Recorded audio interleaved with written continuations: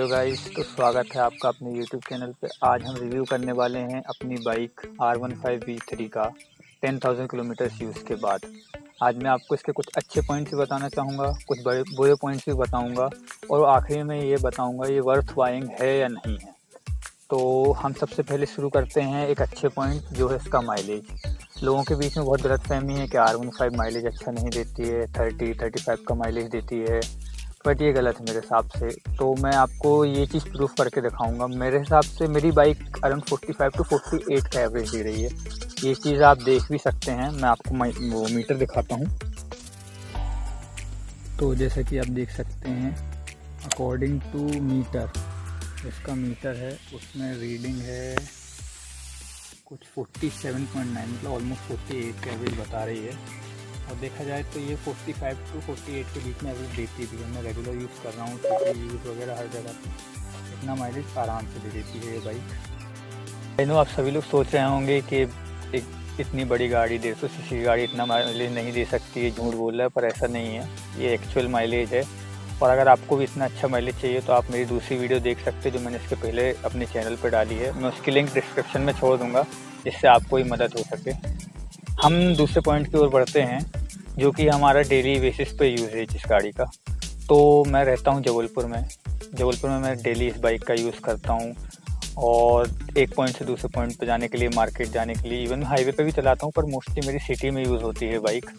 तो जैसे कि लोग बोलते हैं कि R15 से सिटी में बहुत दिक्कत होती है, बट मेरे हिसाब से ये गलत पॉइंट है क्योंकि आदत की बात होती है। मुझे आदत हो गई है इस बाइक की, तो मुझे कोई ऐसी मतलब दिक्कत नहीं होती है। ना ही मेरे हाथों में दर्द होता है, ना ही तो कोई बैक पेन वगैरह मेरे को प्रॉब्लम अभी आती है।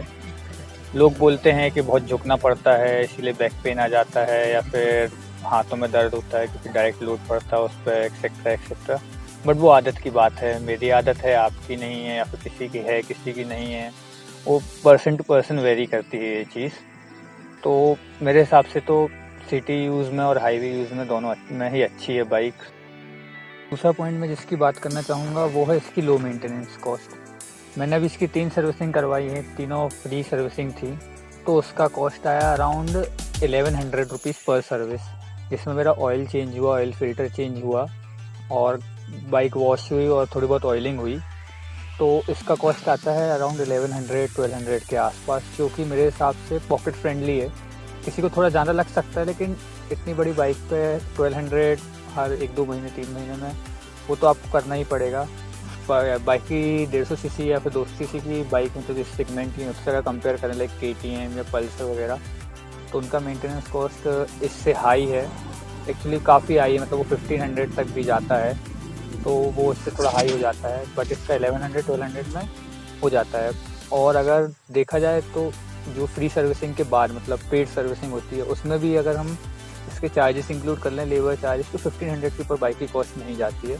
मैंने अभी तक 3 सर्विसिंग करवाई तो ऑलमोस्ट में 3500 रुपीज़ लगा है, 3300 समथिंग, तो ऑलमोस्ट 3500 हम बोल सकते हैं। तो 3500 रुपीज़ लगे हैं अभी तक इसको मेंटेन करने के लिए, जिसमें इसका ऑयल चेंज हुआ है और वॉश वगैरह हुई है, बार बार ऑयलिंग हुई है, चेन ल्यूब हुआ है। तो मैं काफ़ी सेटिस्फाइड हूँ इस चीज़ से। तो और आई गेस सभी के लिए ये सही है। 3300 रुपीज़, मतलब कोई ज़्यादा कॉस्ट नहीं आ रहा, तो इतनी अच्छी बाइक चलाते हैं। हम बढ़ते हैं कुछ बुरे पॉइंट्स की तरफ, जो कुछ कमियां हैं इस बाइक में, उनके बारे में बताऊंगा आपको। तो सबसे पहली कमी जो मुझे लगती है और मैं चाहता हूं कि इम्प्रूव हो, वो है इसकी हेडलाइट। इसकी हेडलाइट काफ़ी स्लिम है, जैसा आप सभी लोग जानते हैं। ज़्यादा वाइड स्प्रेड नहीं है हेडलाइट का, तो रोशनी ज़्यादा दूर तक नहीं जाती है, तो आपकी विजिबिलिटी काफ़ी कम हो जाती है। रात में अगर आप हाईवे पे चलते हैं तो आपको काफ़ी दिक्कत होती है। लास्ट टाइम मैं जब इंदौर से आया था रात में, लाइक 2 बजे के आसपास में ड्राइव कर रहा था, तो मुझे काफ़ी दिक्कत हुई थी रात में गाड़ी चलाने में, क्योंकि विजिबिलिटी काफ़ी कम थी। इवन मुझे अपनी स्पीड कम करनी पड़ी थी उस कारण से। तो एक पॉइंट ये काफ़ी, मतलब मुझे कमी लगती है ये पर्सनली में देखा जाए तो। हो सकता है आपका कुछ अलग ओपिनियन हो, लेकिन मुझे पर्सनली ये बहुत कमी लगती है एक बाइक की, कि हेडलाइट काफ़ी कम है। तो इसका सोल्यूशन है, वैसे आप फॉग लैंप लगवा सकते हैं आफ्टर मार्केट, जो कुछ 1000 रुपये के आसपास पड़ जाते हैं नॉर्मल, एक वो आप वो कर सकते हैं। तो उसका सोल्यूशन है पॉइंट का, लेकिन वो एक कमी है जो मैं आपको बताना चाहता था। हमारा अगला जो पॉइंट है वो है पिलियन कंफर्ट। जो इसकी एक कमी है, काफ़ी मेजर कमी है, जैसा आप सभी को पता है पिलियन की सीट काफ़ी ऊंची होती है, पिलियन को काफ़ी ऊपर बैठना होता है, जिसकी वजह से उसे डर भी लगता है और विंड ब्लो सीधा उसके मुंह पर लगता है। और पिलियन ज़्यादा देर तक एक मतलब राइड अगर हम कर रहे हैं तो पिलियन ज़्यादा देर तक बैठ भी नहीं सकता। लाइक मुश्किल से ही है वो 100 किलोमीटर तक अच्छे से कंफर्टेबल बैठ सके, क्योंकि सीट पर आप खिसकते भी हैं, ब्रेक मारते हैं जब, तो पिलियन को काफ़ी दिक्कत होती है। प्लस बम्प्स में बहुत दिक्कत होती है, जब कोई ब्रेकर आता है, बम्प होती है बाइक, तो काफ़ी प्रॉब्लम होती है, क्योंकि शॉकअप अपने ऐसे हैं। तो एक वो कमी है बहुत ज़्यादा। तीसरा पॉइंट जो हमारा है और काफ़ी इम्पोर्टेंट पॉइंट है, वो है इसकी प्लास्टिक क्वालिटी। जैसा कि आप सभी लोग देख सकते हैं, इसकी प्लास्टिक क्वालिटी उतनी प्रीमियम नहीं है, काफ़ी गैप्स हैं इस बाइक में, और कहीं कहीं मटेरियल बहुत कम क्वालिटी का यूज़ किया गया है, जो सेटिस्फैक्ट्री नहीं है। मतलब मैं अगर ऑलमोस्ट 2 लाख इन्वेस्ट करता हूँ तो मैं उम्मीद करता हूँ कि मुझे इसके कंपटीशन जैसे KTM उसकी तरह एक प्लास्टिक क्वालिटी मिलनी चाहिए। बट हाँ, उतना वो कम भी नहीं है, कि एवरेज क्वालिटी है, तो आप सेटिस्फैक्ट्री तो नहीं बोल सकते, बट ओके काइंड ऑफ बोल सकते। काफ़ी गैप्स हैं, नट्स के आसपास काफ़ी गैप्स हैं, पैनल्स के आसपास काफ़ी गैप्स हैं। तो ये इसका थर्ड और आखिरी मेरे हिसाब से मेरे ये जो कमी है वो ये थी, ये प्लास्टिक क्वालिटी।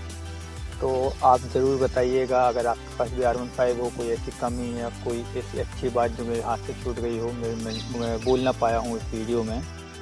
और ज़रूर बताइएगा कि मुझे और क्या क्या वीडियोस बनानी चाहिए, किस किस चीज़ के बारे में आपको बताना चाहिए।